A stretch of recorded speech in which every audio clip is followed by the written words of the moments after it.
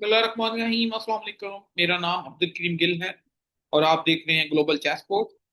Please like and subscribe our channel and if you have any question, अगर कोई आपको query है किसी चीज पे भी आप ओपनली कमेंट्स कर सकते हैं comment section. Let's move to the Indian ongoing जो एक जेन जी का जो एक स्ट्राइक्स है फॉर देयर ओन राइट्स, जिसमें मुख्तलिफ मामलात हैं। जस्ट स्टार्ट फ्रॉम 2010 के बाद दुनिया के अंदर जितने भी इलेक्शन हुए हैं उन इलेक्शन में एक डेमागोग का वर्ड यूज किया गया है, पॉपुलिस्ट लीडर।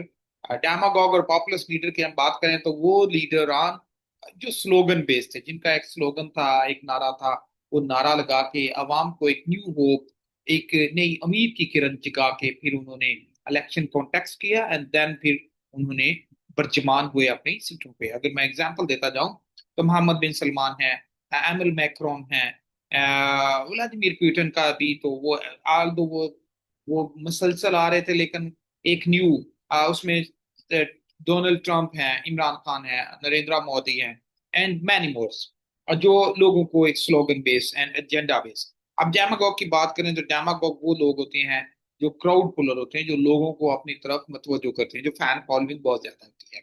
अब आते हैं कि ongoing strikes in India and Gen Z का टर्म वो बोला जाता है कि दो वो लोग जिनकी एज बिटवीन 13 to 27 एज है, उम्र है, उनको हम जेंजी कहते हैं। अगर हम ग्लोबली देखा जाए 1.9 बिलियन जो लोग हैं वो जेंजी हैं। इट्स मीन दैट जेंजी जो है न्यू होप है, न्यू फोर्स है टू चेंज द पॉलिटिकल डायन जो अरीना है, या न्यू चेंज या न्यू ट्रेंड सेटर कर सकते हैं।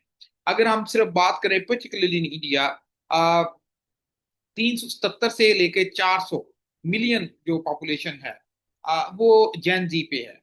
अब इसी वजह से आपने नोट किया होगा कि जब ये जंतर मंतर में उन्होंने अपना प्रोटेस्ट स्टार्ट किया कॉकरोच जनता पार्टी ने, तो उसमें सारी political parties other than BJP, BJP के अलावा बाकी जितनी अपोजिशन पार्टी हैं, कांग्रेस है, आम आदमी पार्टी एंड मैनी मोर, उन्होंने पार्टिसिपेट किया, उनके लीडर ने पार्टिसिपेट किया। Even though the political figures के अलावा शोबिस फिगर्स ने भी उसमें शमूलियत इख्तियार की।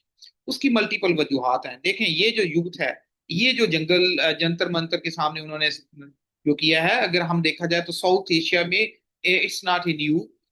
साउथ एशिया में इससे पहले आपने इस तरह का श्रीलंका में देखा, आपने बांग्लादेश में देखा कि यूथ ने जो सिटिंग गवर्नमेंट है उसका तख्ता उल्ट के रख दिया। अब अगर इसी तरह इसी सिनेरियो में चीजें चलती रही तो सेम सिनेरियो में जब चीज चलेगी तो ये इसका जो प्रोटेस्ट है वो इंक्रीज करता जाएगा, तो प्रेशर भी बिल्ट होगा। इंटरनेशनली जो है वो पावर्स वो भी इंटर होंगी, और सोशल मीडिया के जो प्लेटफॉर्म्स हैं उनको जितनी भी प्रमोट किया जा रहा है, तो वो डेफिनेटली जो नरेंद्र मोदी की गवर्नमेंट है उसको भी उठा के बाहर फेंक देंगे। हमने इससे पहले नोट किया कि मुख्तलिफ मराहल में मुख्तलिफ प्रोटेस्ट हुए, वो डॉक्टर्स का हो, वो रेप इंसिडेंट के केस हो या डिफरेंट हो, उसमें कभी भी नरेंद्र मोदी को डायरेक्ट टारगेट नहीं किया गया। हमने ये भी नोट किया कि जो नरेंद्र मोदी के इस जो कॉकरोच जनता पार्टी में जितने जो स्टूडेंट्स हैं या जेन जी के लोग हैं, तो उनके मेजोरिटी 80 to 90% वो लोग हैं जिन्होंने वोट किया बीजेपी, एंड जिनके पेरेंट्स जो बीजेपी के फॉलोअर हैं, लेकर अब वो नरेंद्र मोदी को मोदी जी नहीं कह रहे। Which mean that the fan following and the respect for the Narendra Modi वो खत्म हो गई। अभी पार्टी की बात नहीं हो रही।